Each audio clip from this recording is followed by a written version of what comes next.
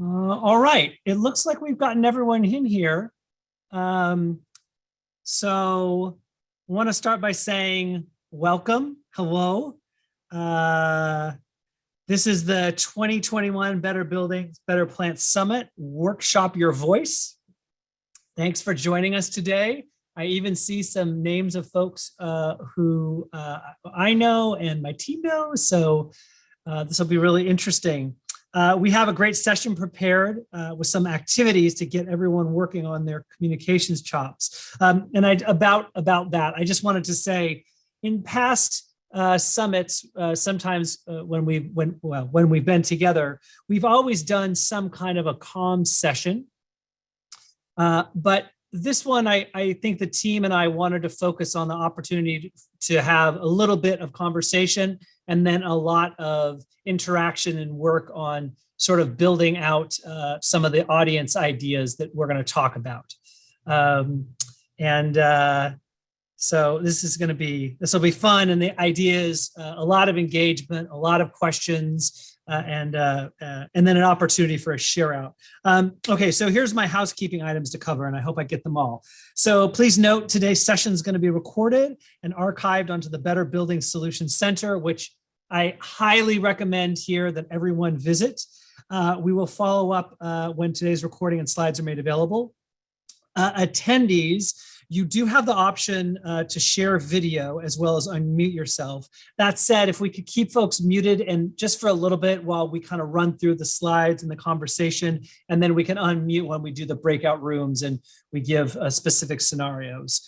If you get any audio visual issues, send a message in the chat window and we'll try and get on those. There are some technical support folks who are helping us out, which is awesome.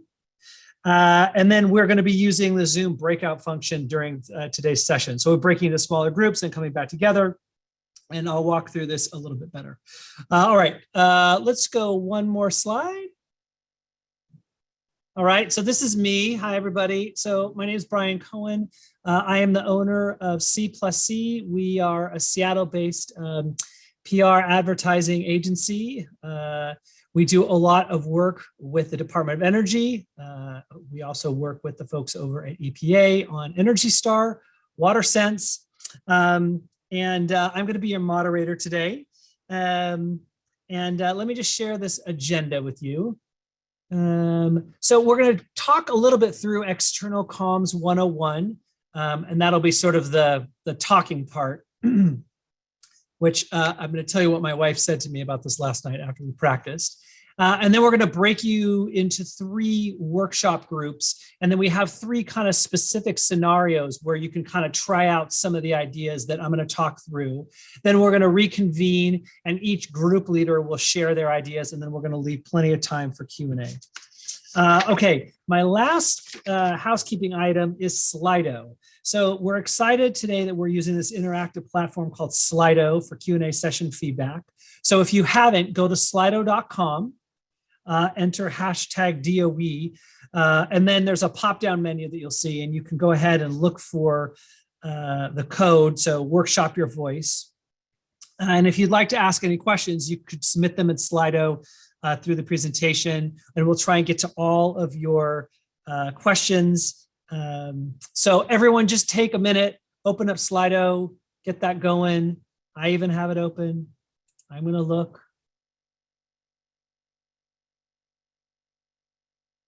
Thermal greenhouse power by energy. Who to talk with? I don't know. That's a good question. We'll get to that. All right. So let's go to the next slide. So I'm going to talk to you a little bit about external communications, tips and pitfalls. And I practiced this last night with my wife, and she is an academic. And she had a lot of questions for me. And what I realized is that although this is a presentation about external communications, what it's really a presentation about is identifying your audience, figuring out how to get to them, how to deliver the message, and being real clear-eyed about the idea of getting to that audience. So if we go to the next slide. So examples of external comms are press releases, social media, authored articles or blogs, websites, podcasts, interviews, videos, anything that externally broadcasts out to your audience who you are, what your organization is doing, why it's important, what an issue might be. Let's have the next slide. So throughout this presentation, I'm going to try and give some tips. And my hot tip number one, your audience is not the entire world or you. Sorry. So the simple truth in this one, and this is where my wife really started getting on me yesterday, is that for most of us, we don't work with organizations that have the resources or the staffing to reach the entire world. At the same time, you also have to remember that your audience may or may not be you. And if you get too sucked into thinking about how you might react to a message, where you might get a piece of information, you may miss some really interesting opportunities.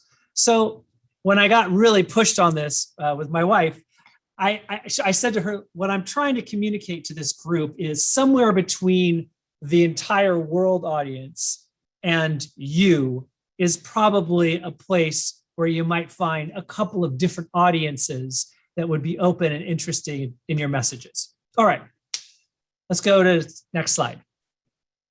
All right, so this is where we get into the meat of this conversation. So defining your audience is the most critical part of doing external communications. So as you think about it, and we'll get to practice this when you do the breakout rooms, if you had to just pick one specific group of people to see your communication, who would it be? Now, this is a great exercise because a lot of people that we work with will say, well, I want to meet this group and I want to work with this group and I want to work with this group.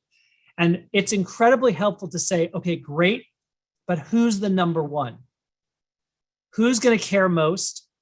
Who's the easiest for you to reach? Many of us work in resource constrained organizations or organizations that have a moderate amount of resources. So figuring out how to employ those resources efficiently to reach the most audience or the right audience is important.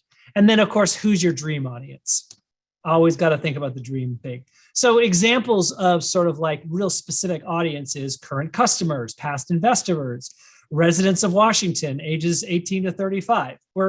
I'm in Seattle, so we put that in there. People and companies interested in HVAC systems, federal policymakers. So you get the idea. These are different audiences. Okay, next tip. Here we go. So once you identify the audience, you got to tailor your communication for your audience, or else ... they might not listen to you, or you might not be as effective. So part of the trick here is find the audience and then figure out how to make it so that the message is going to be heard and seen. Okay, next slide. So when you're thinking about like writing for your audience, when you're thinking about how to get into your audience's voice, you could ask yourself these questions, which I like. What's a piece of communication? What piece of your communication will your audience care most about? So like, are you talking to folks who are interested in the print medium? Do they like opinion pieces? Do they like opinion pieces in a New York Times? Do they like opinion pieces on LinkedIn? You know, what value does your communication provide for your audience? Is it aha, good to know? Is it, oh my gosh, my sector is going to change? Is it, oh, that's a great tip that I can use at work? Is it a great tip that I can use maybe selling an idea into my C-suite? And then also, this is a great question. What's your audience's technical familiarity with a topic? So a lot of us work on energy efficiency. A lot of us work in buildings. Like, I think we always sort of walk that line, depending on who the audience is, in what level of technicality that we want to talk to them about. And so the last couple of thoughts are, what does your audience already know about your organization? You know, how much background do you have to give? Maybe your audience knows a lot. Maybe it's a sector group. or maybe you got to go deep and really explain things. And then last is, what's the call to action, your CTA, right? So what do you want them to think? And we're going to practice this, feel and do. Those are going to be the big ones. Okay. Next tip. Tip number 3, my friends. So your audience and your communication define your channel. It may not be the New York Times. So we have this conversation a lot with the organizations we work with. Everyone says, well, we want to be in the New York Times. But I would ask you to think a little bit about your audience. Is that necessarily the best place to reach your audience? Is your audience on social media? Does your audience engage through television, right? God forbid. Does your organization do they look at boards on the internet? Are there ways beyond the traditional channels that your audience engages? And if there are, that's a great place to look. All right, so let's look at the next slide. All right, so here's some of the questions around this topic. Like, where does your audience go for information? It's a really, really important one now. There's a lot of places that people get information. I think we all experience that. So ask the question, where does your audience go? And be open that it might be a couple of places. Like, a lot of work right now is being done with like opinion pieces landing in print and also being on LinkedIn, for example. Ask yourself, is this a national story? Is it a local media story? Would it be a piece of information that your audience might like in a blog post? Is it a social media post? Is it worth more detail? What's your audience attention span for this topic? And then the last thing, and I think this is really important, and it tends to come at the end, but I like to kind of put it in the mix now, which is, so what's the best medium to talk about this story, talk about your idea, talk about your organization? Is it print? Is it video? Is it audio? Is it photo? Is it all of them combined? Okay, next tip. Lead with the message your audience cares most about. So we've had a lot of conversation here, right? We thought about who's our audience. We thought a little bit about what channels they're gonna respond to the message on. We've thought a little bit about what are the assets, what are the medium that they might be most interested in. And so now the question is around messaging. And this is always a tricky one, because somewhere in between the part about what your audience cares most about and what you care most about and want to communicate to them, you have to kind of meet in the middle. Because if you're going to take a message that your organization cares most about and your audience isn't that interested, then you're probably not going to get to where you need to be. So I would say to anyone on this call, as you're thinking about external comms, you want to lead with that message that's going to grab your audience, kind of hook them in. All right, let's take a look at the next one. So on this one, I would say, don't bury the lead. So as you're thinking about messages, it's like, narrow it down to 1 to 3 key messages. Identify the one thing that you want your audience to remember. And we're going to do this thing called a headline exercise when we get into the breakout rooms, and we're going to actually create some headlines. And then once you kind of figure out what that main message is or what that headline is, what we like to tell people is fit that one thing into all your communications. So that could be a first paragraph of a press release. It could be a single tweet. It could be a topic for op-ed. It could be a topic for a conversation. It could be great for a podcast. But when you're thinking about external comms, and once you've got the audience piece, once you know how you want to communicate with them, figure out what's that one thing that you want them to understand and sort of take with you. All right. Number 5. Well, this is the why, right? So a lot of times I think, especially when we work in in sort of smaller groups in maybe smaller industries. I think sometimes we lose the why. And I think that for folks who are doing energy efficiency work, who are working in the different building sectors, I think it's really important to constantly remind the audience why. It could be money savings. It could be climate change. It could be a more efficient building. It could be more comfort for travelers, maybe if you're a hotel, or shoppers if you're a grocery store. But like, I think it's very important when you're thinking about external comms, once you've got that audience dialed, once you've got the mediums figured out, once you've figured out what those assets should look like to tell the story, once you've figured out what's the one thing that you want your audience to know, ask yourself, why does a story matter? What's the big picture? What's the big context? Super important. So just to follow up on this, why should my audience care about this? Does my story fit into a larger trend or an internal story arc? What bigger issue am I trying to address? I mean, these are always the things that you want to ask yourself when you're working on external comms. All right, next slide. All right, we are in workshop time. So what I'm going to do is I'm going to introduce you to my colleagues.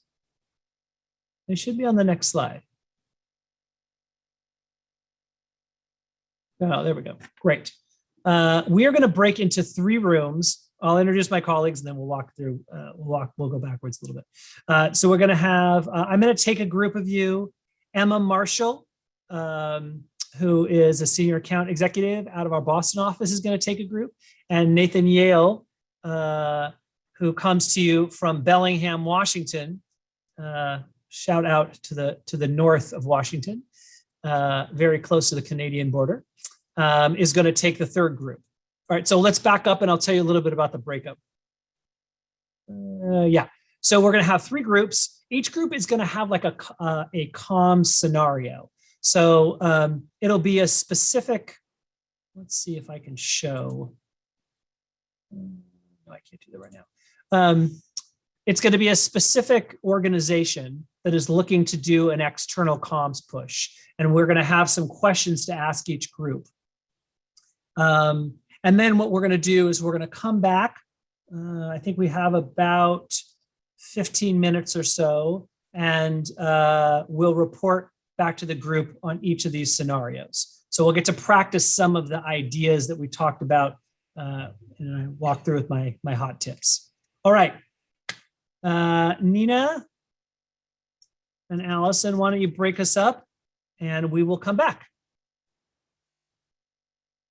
Sorry for those of you who already heard this, I'm going to repeat it again, but our scenario was Prince Paper Company, a Northwest regional paper manufacturer. They just completed a new state-of-the-art plant outside of Seattle. It had all new LED lighting, HVAC, ceiling, rooftop, solar PV, things like that. They wanted to get the word out about the plant. So first, when we talked about the audience, we had some great engagement in our session.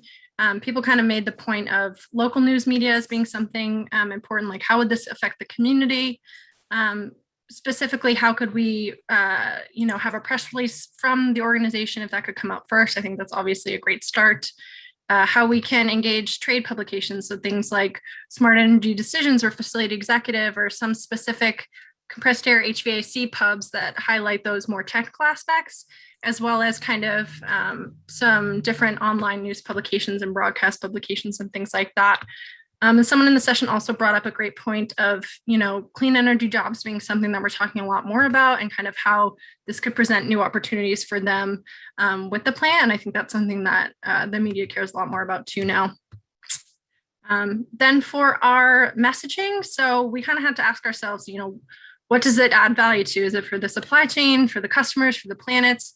So we kind of came up with that Prince Papers on the pulse of the latest in sustainability and smart business operations. So there's someone that, is ahead of the curve compared to competitors. There'd be someone you'd want to work with. And the sustainable tech, it could offer cost savings, not just for the plant, but to you as a customer as a result.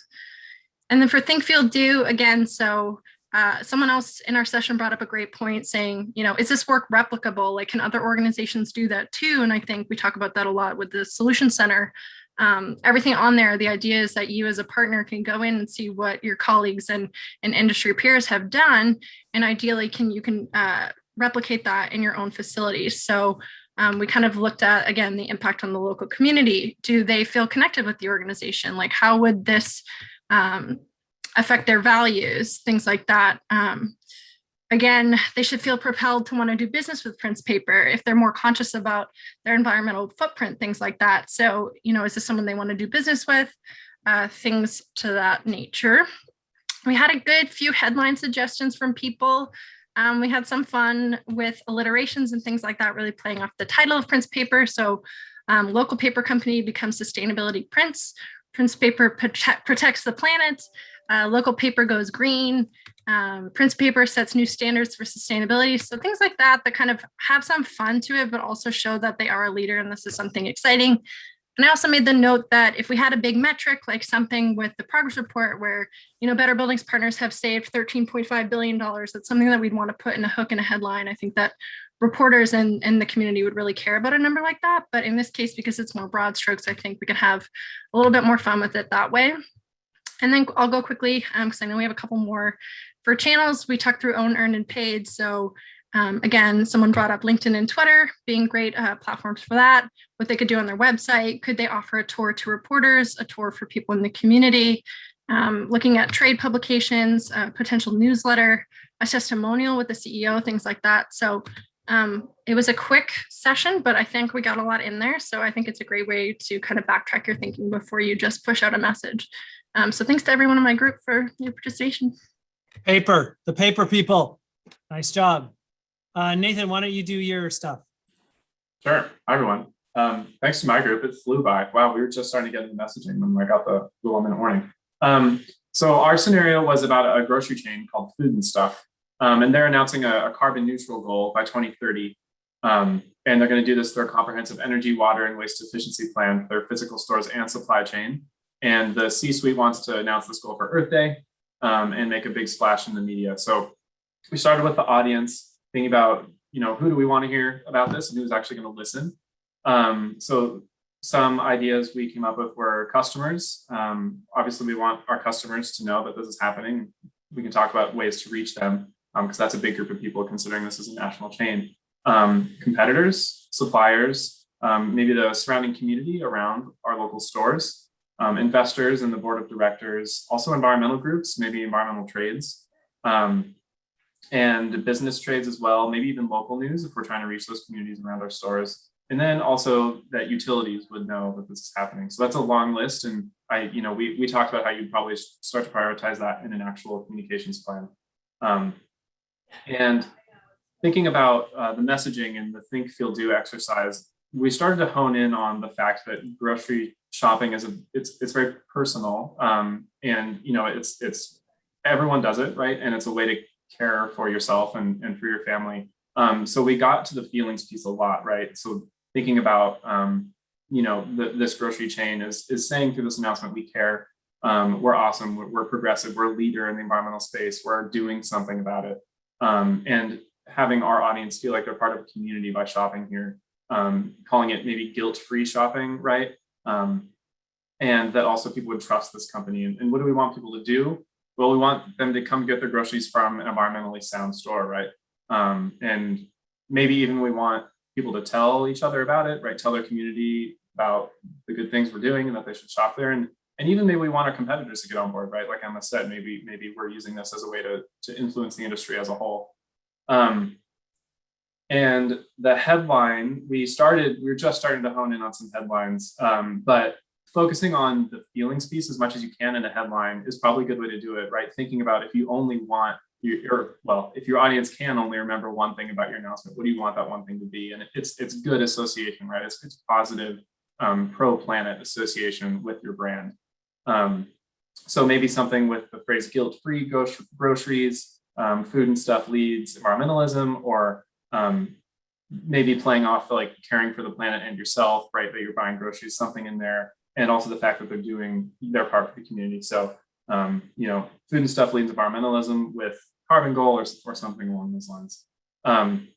We didn't get a ton into channels. We just didn't have time. But one idea that did come up, in addition to the typical, media pitching, is having physical signage at stores, right? So people come in and they're immediately feeling good about their shopping experience because they've seen a sign, or maybe you have something on an app. If you do your shopping on an app about this goal. So yeah, I think that's everything from our group. Okay, that was great. So we had the Vandelay Suites. We are a national mid-tier hotel chain, not to be confused with a low tier or a high tier, mid-tier.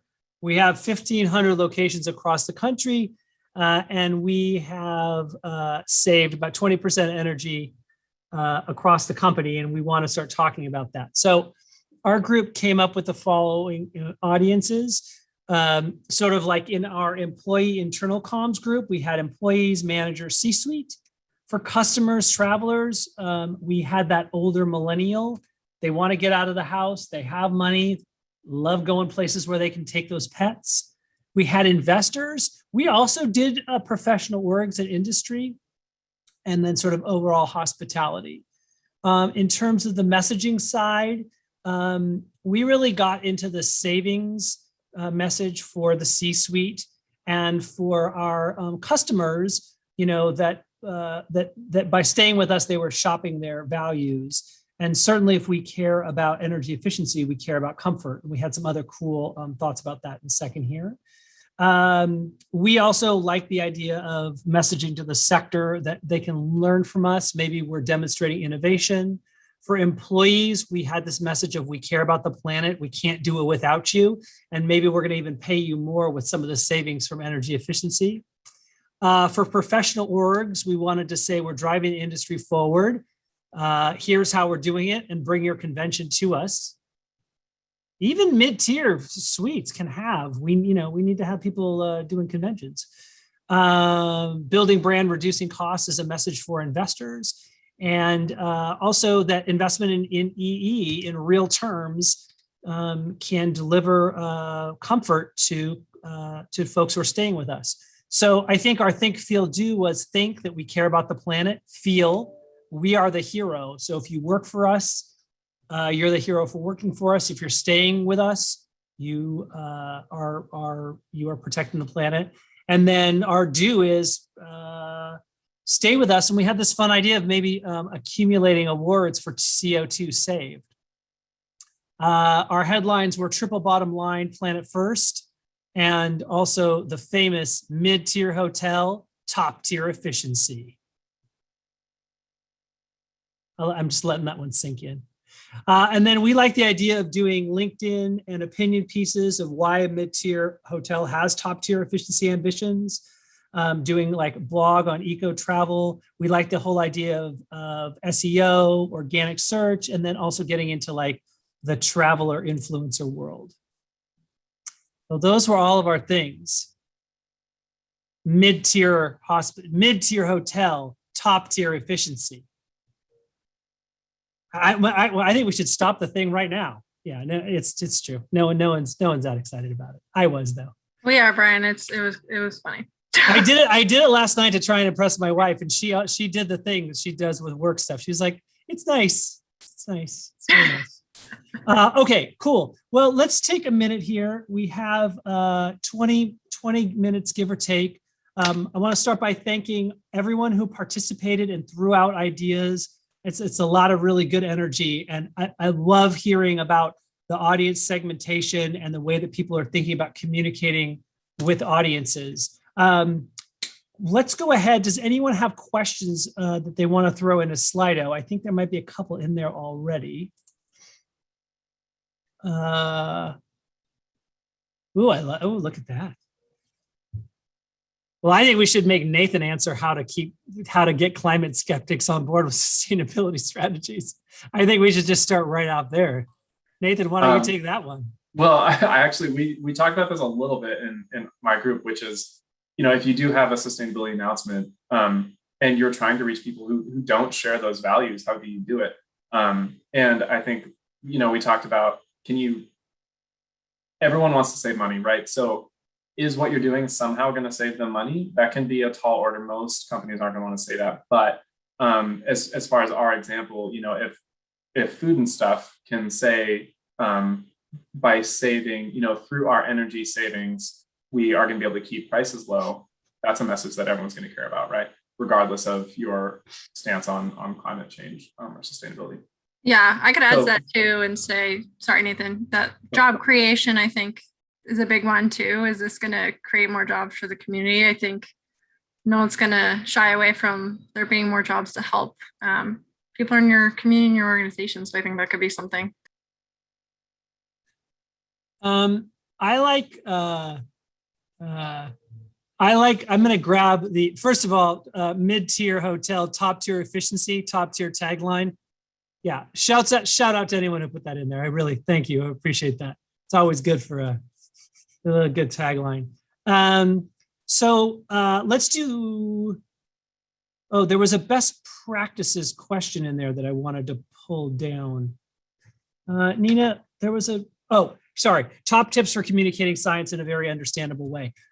You know, I think that one of the things, and all of us, Emma and Nathan and I have worked on with organizations that are a little bit more sciencey.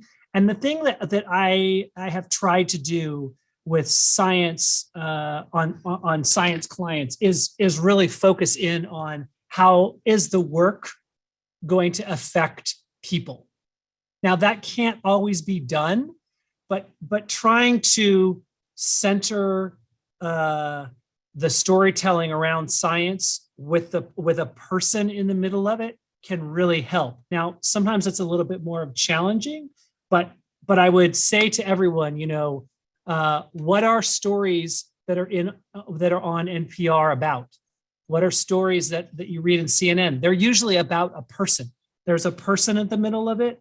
So I would say on the science question, if you're doing work on science and trying to tell those stories, figure out a way to put a person in the middle of it.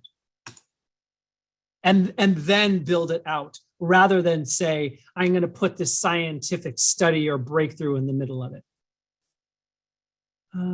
Okay, these are great questions. Okay, so let's do the next one. What are some ways people can improve their awareness of the availability of channels for PR? A lot of smaller organizations don't have dedicated comms person. Yeah. What a challenge. What a challenge. Emma, do you want to try this? It's a really good question. Oh, geez. I think it's hard as a dedicated comms person, but I think we do work with organizations that are smaller, might not have a bigger budget. And a lot of times they just, Bryan loves the word scrappy. They're scrappy with their time. They're scrappy with how they actually get things done. So, I mean, in terms of awareness, if there are things you can do, for the most part, unless you're doing paid campaigns, social's free. That's a great tool. And that's a way that you're going to engage people with like not a lot of money. Same thing with PR. If you're, you know, we have access to figuring out a lot more specifics behind what publications are talking about and maybe reporters, but you can do a lot of your own research. Like different publications list, you know, who's on staff for different beats, story beats, things like that. And you can email them a lot of times directly. And I think if you're applying a lot of these tactics that we talked about, you know, with a core catchy headline, smart messaging, things like that, you're able to kind of do that without necessarily needing to be a comms person. And I think too, improving their awareness about the channels. I mean, you just came to this session. That's probably part one. And then I'd say two, like go back and talk to your organization, say, here's what we learned. And like, this is why it's important. Yeah, I don't know if that was a good start, Bryan, but you can totally add to that. No, it was really good. And I don't know, you know, I don't know what other people on this, in this panel and in this room's experiences, but one of the things that am finding more and more is that, that LinkedIn is an amazing place to share ideas.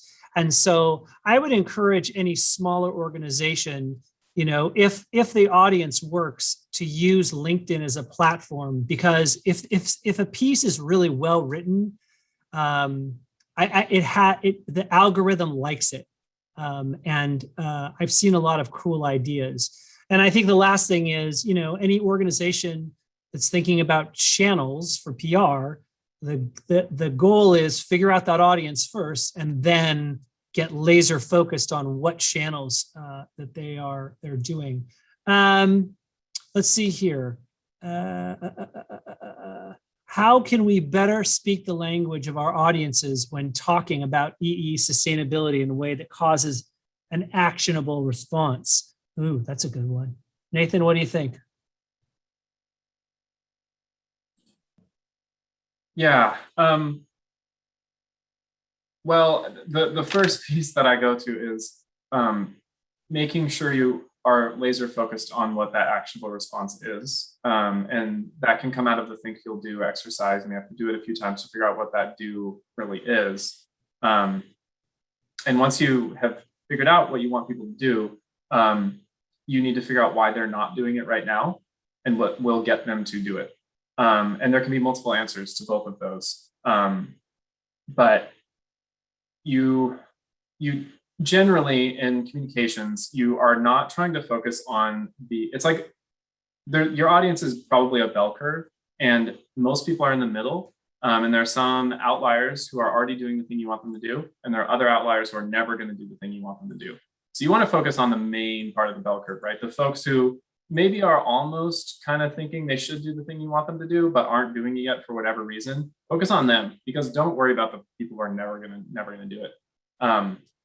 And then once you have that group of people, figuring out why they're not doing a thing. I mean, you can go really deep on this. You can have a market intelligence team, but I realize that's not the case for most of us. So, you know, identifying why they're not doing something. It's often about money, like someone said in the chat. But removing any barriers to it that you can. So I think it's going to depend on what the communication is. You know, are you trying to get people to turn off the lights more, or close the tap more? But yeah, speaking the language of your audience is really important. And as much as you can, read what they're reading and try to frame it in a way that they're already being exposed to that information. All right, excellent. Let's see. Has anyone effectively used community-based social marketing to affect folks to take action? Yes. So C+C does a ton of of community-based social marketing work, and we've done it around a number of different actions and different activities. And I think the one thing that we keep coming back to is that when it comes to community-based social marketing, when you ask people to do something, that first experience, it has to be good. It has to be something that's gonna stick. But the CBSM models can be used for all kinds of activities. We've used them for environmental activities. We've used them for home energy efficiency. We've used them even for things around healthcare and around COVID. So, yeah, I think again, like I said, the trick is with community-based social action marketing is when people do that first activity, when you make that first ask and they try a new activity, that they have a great first experience. Okay. How do you balance marketing to both B2B and B2C?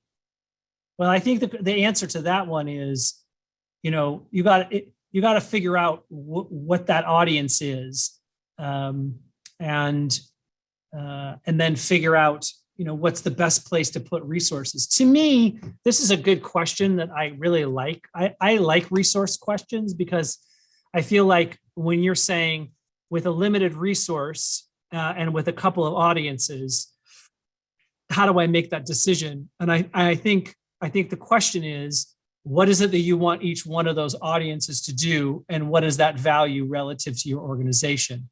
And if you keep asking yourself those questions, then you can kind of figure out how to allocate the resources to each of those audiences. But think about it from like a resource perspective. Okay. Bryan, I'll just add on the incentive piece and trying to get people to do what you want them to do. Us included, we all get very stuck in looking at the benefits of something from the way we see it. But again, we just need to refocus our perspective on why does our audience care about this thing? And so often the case is that people do not care about energy efficiency. They care about saving money. They care about things being easier for them to do. Maybe they just want a free light bulb. We work with a lot of utilities that do have programs where they just give away LED light bulbs. It helps their brand, and it also helps with energy efficiency, and it helps with their power load. And so maybe a free light bulb giveaway in exchange for someone doing some energy efficient activity at their home is enough for people to do it. Not because they really care about the energy efficiency outcomes, because they want a free light bulb, and that's totally fine, right? At the end of the day, and this also goes with social marketing, you're trying to get people to do a behavior. You're not trying to get them to do it for the whatever reason, There's a question here that I thought I wanted to get after. Oh, we're starting a newsletter at our municipal agency focused on energy efficiency. Any advice on what would get people to read it? Yes. Here's my advice. Make it good. So like make it good and make it tight. So like use professional writers who have the given ability to use the word for compelling action.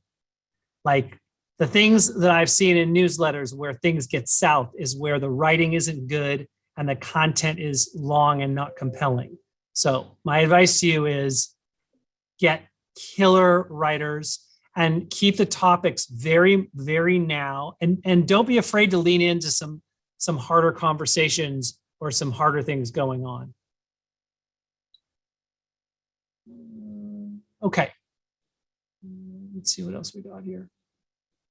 Brian, one thing I would probably add to that, because I've done a lot of like newsletter overhauls from people, like keep the visuals pretty streamlined. You don't need to slap, if you're working with 20 different organizations, don't put all their logos underneath. Like that's not going to add value for the company. That's just going to make you as a reader feel distracted. If there's, content pillars that you can align up to, if there's certain things like within the organization. I know one company we worked with, they had a newsletter that you just scroll and scroll and scroll. And so instead of doing one long one, we kind of did 5 different short ones, and they would go at different times of the month and have a specific content theme for that newsletter. And that way, you're getting that target audience that you want to read that. And as long as they're not scrolling through multiple pages, like people's attention spans are so short, you just want them to get to read the top things they need right away. And then if there's a link where if they're actually interested in, they can go and do the action you want them to. I think shorter and sweeter is better, and just keep it visually streamlined.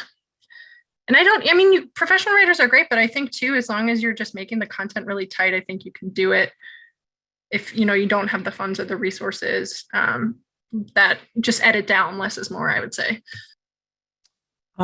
Tammy James, maybe you could tell us what you mean by thermal greenhouse power by energy. Who do talk with? That's it. That would be helpful. All right. All right. Emma and Nathan, what's the best way to conduct market research on audiences?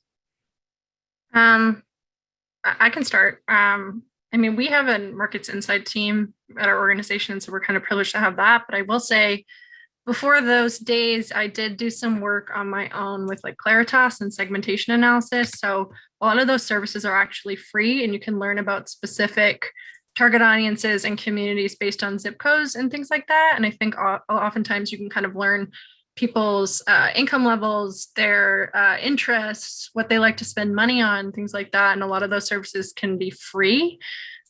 Specific to actual groups, I don't think there's anything wrong with focus groups. I think if you can make it small and actionable and meaningful and give people an incentive to actually participate, I think those are good starting points.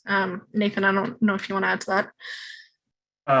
That was an awesome answer. The only thing I would add to is there are always free resources from your state or local government that have data layers where you can map, age ranges. It may not get down to the household level, just for security reasons, but age ranges, race and ethnicity, income level. That's not going to get at your psychographics that market research often does, right? But it may be enough for your purposes sometimes. Awesome. All right, we're going to take one more. Thank you for the shout out to the Yale project. That was great. Let's see here. We are best way to approach DOE. Well, you could send any of us an email. We're here. Let's see here. We are piloting a new program and are now in the process of trying to identify our targeted channels. What is the best approach to set about scrubbing existing industry publications, communities that is strategic? Oh, I love it. Nathan and Emma, you guys go again. That was great. Tell me about scrubbing. Is that like putting a list together of publications? Or like scrubbing, like getting rid of actually the content on there. That was my thought on scrubbing. Like starting from scratch kind of, right? Actually, it was more of Nathan's approach.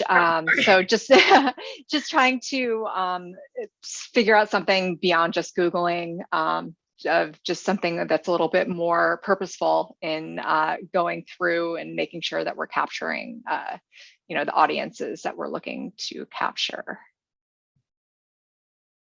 Yeah, I mean, as far as trades, Googling can get you pretty far.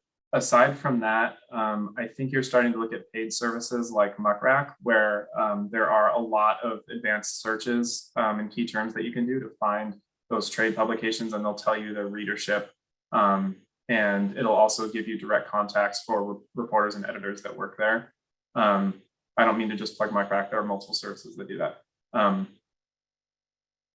And are you looking to like your own channels, targeted channels, like what your organization is doing to get the word out about the program?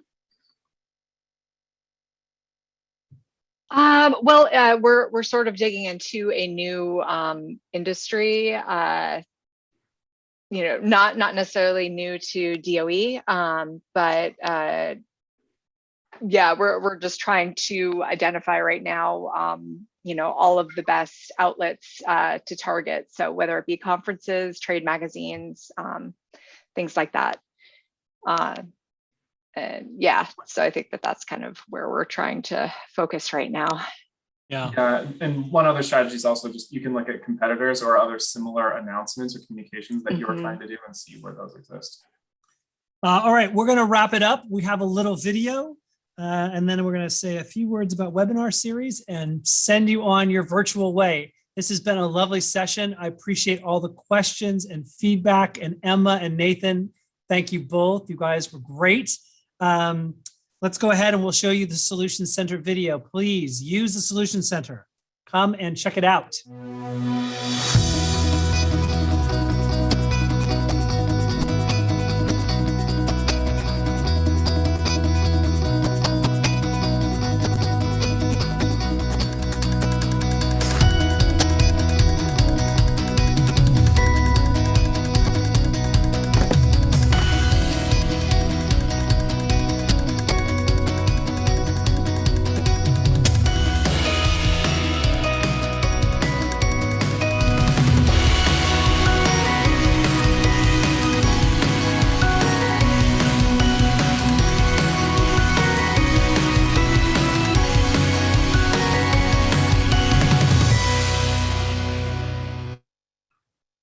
All right, that's the Solution Center.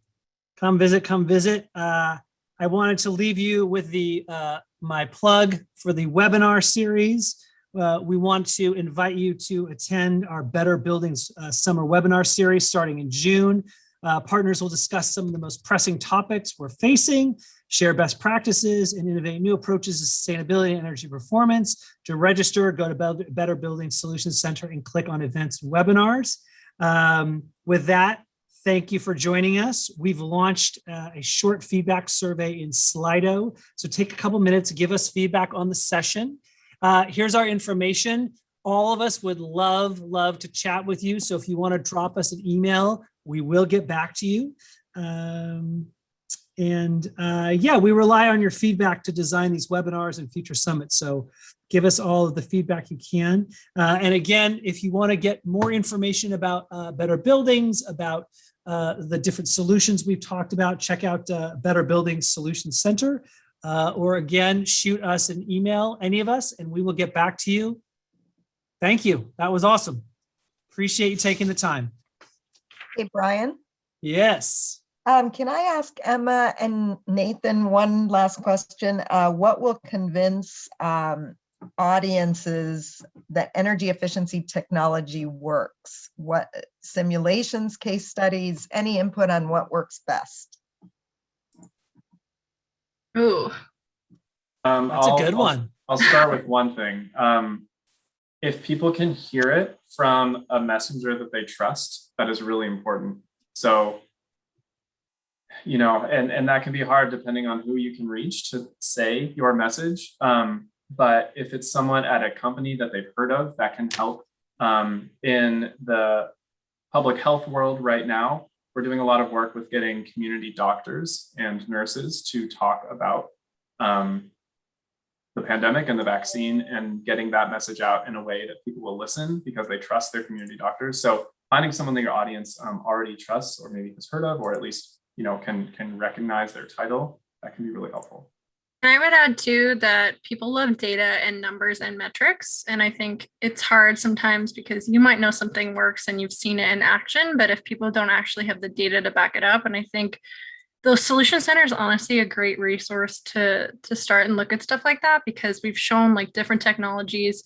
Specifically, I know with Better Plants, we do a lot of stuff with the national labs, where they're actually going into plants, showing people like why this technology is important, how it could be valuable if they implemented it, and the actual projected savings, whether they're cost savings, energy savings, water savings, things like that. I think if you can actually pull the hard data, or it doesn't have to be a full case study, but I think if there's things to back it up from people who've done it before and have proven successes, that's a great way to get people to buy in. And I also think too, like, for me, I'm not like super science engineering, but I think when the information is kind of dumbed down a little, I think for people who might not be that kind of core technical audience, they'll want to learn more about it, and they might understand it and kind of have more of an inkling to trust it that way too, I think, as opposed to just getting lost in the weeds of all the technicality. Okay, great. Yeah, that's very helpful. Love the questions. Thanks, everybody.